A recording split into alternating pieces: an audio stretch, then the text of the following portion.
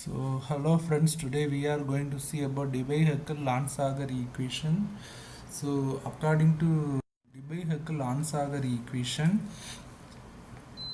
so Debye-Heckel, according to Debye-Heckel theory, as you know, there will be a central ion which will be surrounded by an oppositely charged ions, okay, cluster of ions in a circle manner, that is known as ionic atmosphere. Now what happens, the ionic atmosphere will be in opposite charge and the central ion will be in another charge, okay. For example, if the central ion is in positive charge, the ionic atmosphere will be in negative charge.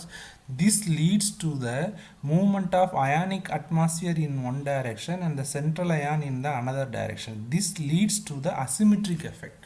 Now what happens, actually when the ionic atmosphere is forming, in middle there will be the central ion. For example, you can consider as positive ion. It will be surrounded by the negative ions in a spherical manner, so it will be completely symmetrical.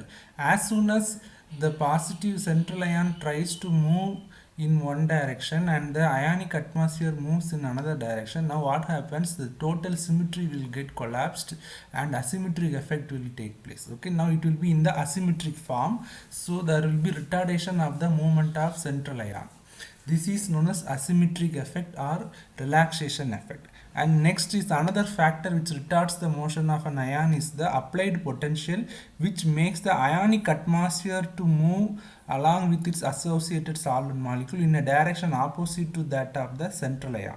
So some amount of applied potential will help the ionic atmosphere to move in another direction which is straight opposite to that of the central ion, which will also retard the movement of the central ion. An additional retarding influence will be increase in the viscous resistance of the solvent.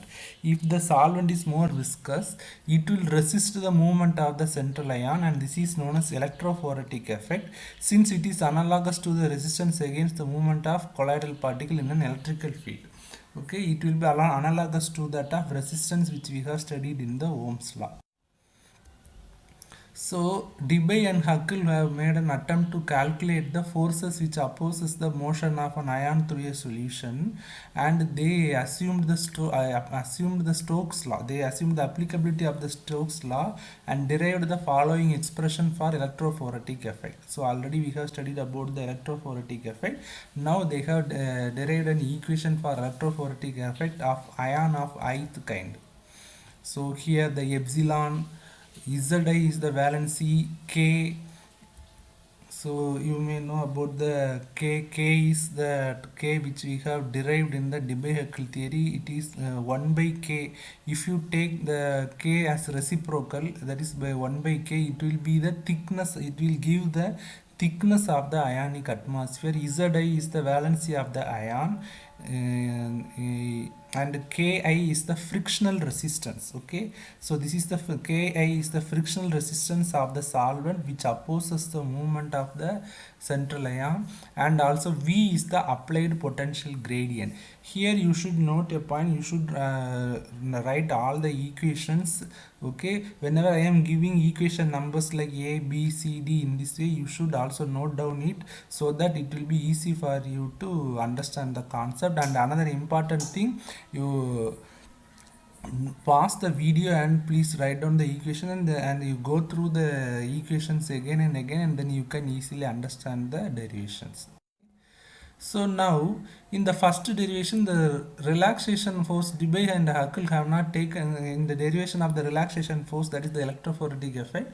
Debye and Huckel did not take into account of the natural Brownian movement of the ions. Okay, so Onsager reduced this equation. So here the relaxation force which the Debye and Huckel failed to incorporate in the above equation was, this is the relaxation force epsilon cube. Okay, the 3 is for the epsilon. Okay, Zi K 6 dkt omega V. Okay, so again the K will be here the Boltzmann K will be here again the thickness of the ionic atmosphere. sorry, K will be again on thickness of ionic atmosphere, and the K which is in the denominator will be Boltzmann constant. Here the K which is in the denominator will be Boltzmann constant. So this is the omega value. Omega value is equal to Z plus Z minus minus 2 q divided by 1 plus q power 1 by 2. So this q is equal to the value is given. So the you no need to study this omega and q value. Just you know, understand this. What is omega and q? And next, so now there are two forces acting in an ion. One force will be helping it to move through, okay, another one driving force will be stopping it from opposing it for the free movement, okay. So the driving force that helps the free movement of ion with a steady velocity u is given as is given as epsilon ziv, and the opposing forces are frictional force of solvents, and it is equal to KIUI together with electrophoretic effect and relaxation force. We have already studied the electrophoretic effect and the relaxation forces in the first and second slide, okay. So now you are combining it, so the opposing force and the driving force both will be in equivalent, okay. So now the opposing force is given in green color, so all the driving force KIUI, okay, this is one driving force, this is known as frictional force of the solvent which will oppose the free movement of central ion, and the second one and the third one are the relaxation electrophoretic effect and the relaxation force. So next, on dividing through KIV, so when you are dividing the previous equation, okay, by KIV, now it will be converted into this equation form.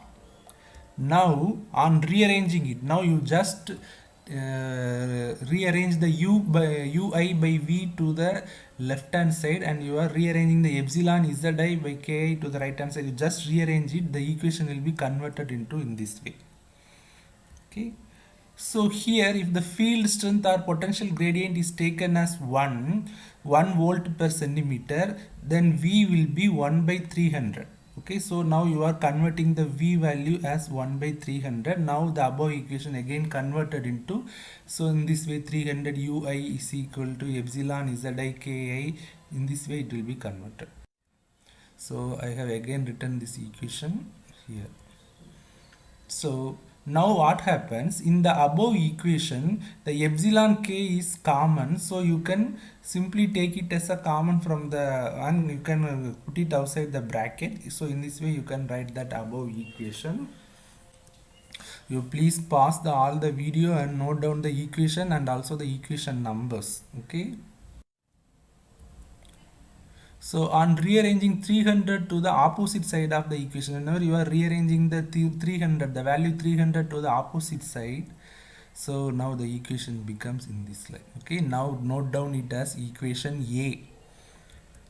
At infinite dilution, the K is equal to 0. That is, there is an assumption that if you are studying under infinite dilution, the cation and anion will be far away from each other. So there is no possibility for an anion to form ionic atmosphere around a cation, or a cation around an ionic atmosphere around an anion. So there will be no ionic atmosphere.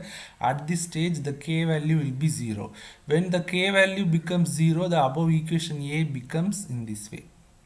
This is equation B. Please note down the equation. This is and its equation number B.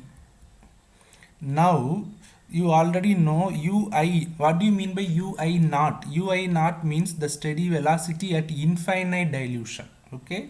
So it is the value ui naught is the infinite dilution state. Since we are considering that at infinite dilution k is equal to 0, we are rewriting that ui value in A as ui naught, and we are getting this value epsilon zi by 300 ki.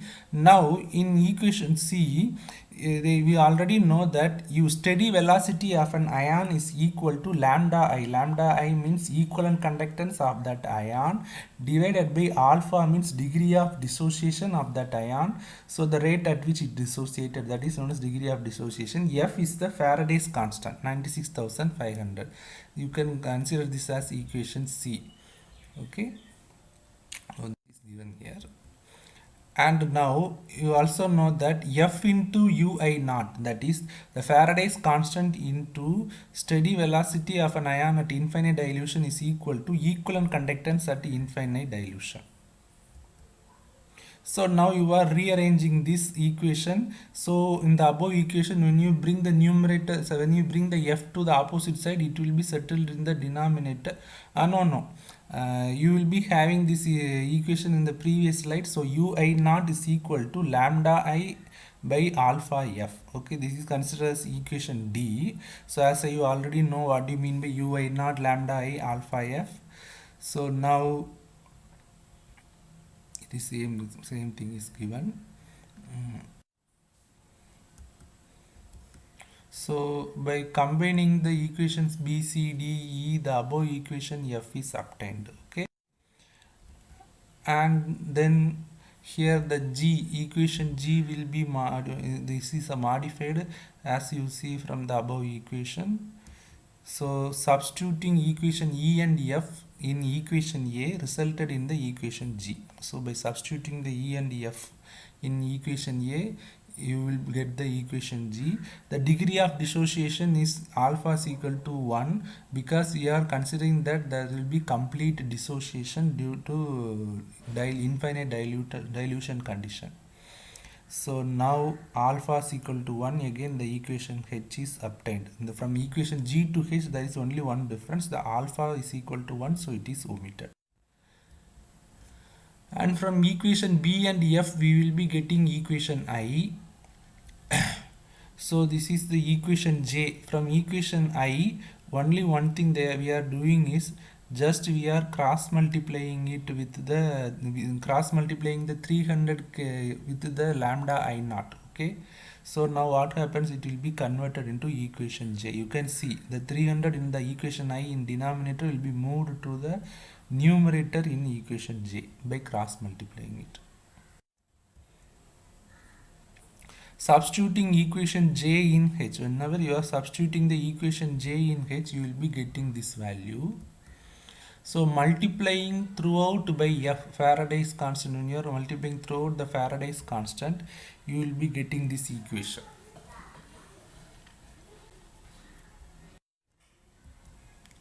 Now you know the values like k is 1.3, k is Boltzmann constant, and epsilon will be 4.802 into 10 power minus 10, and n is Avogadro number. So 1 by k, this is ionic atmosphere. So this is the value for the thickness of ionic 1 by k is the thickness of ionic atmosphere. This is the general value for the thickness of ionic atmosphere.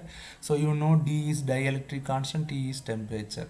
So after substituting all the constant values in the above equations, so there will be a concentration term and valency term in the denominator. So the concentration term and the valency term in the denominator may be can be brought to the numerator. Okay, so because 1 by k is equal to the ci zi square will be in the denominator. When in the previous equation you are having k, okay, so whenever you are substituting this value as such for k, the values which are in the numerator will be coming to the denominator. For 1 by k, what are the values in the numerator will be coming to denominator in k, and what are the values in the denominator will be going to the numerator. So here in denominator you are having summation of ci and zi square to the power 1 by 2. That is root of the 1 to the power 1 by 2 means root, square root. So here you are studying about the univalent electrolyte. So you will be making a small change. Okay, for instead of simply putting ci, you will be putting c plus, and instead of putting zi square, you will be putting z plus z minus. Okay, so here in this way you will be getting this equation. So due to univalent electrolyte, you are putting z plus square plus z minus. So now you are substituting the values. Okay, 300 into into 2.81 into 10 so here the point is below. Okay, actually in denominator 300 into 2.81 into 10 power minus 10. So in this way you are substituting all the values. So when you are substituting the values and you are doing the necessary calculation, it will be converted in this way. So actually you will be feeling difficult to get this value. You may find that whether you will think that this value is wrong. No, this is correct. You should do it with careful, little bit carefulness. You should do the calculation, then you will get this value. Okay. So so here you are studying about the lambda I and lambda I naught. So now you want the equivalent conductance of an electrolyte, whole electrolyte. So you are converting the lambdas into kappa.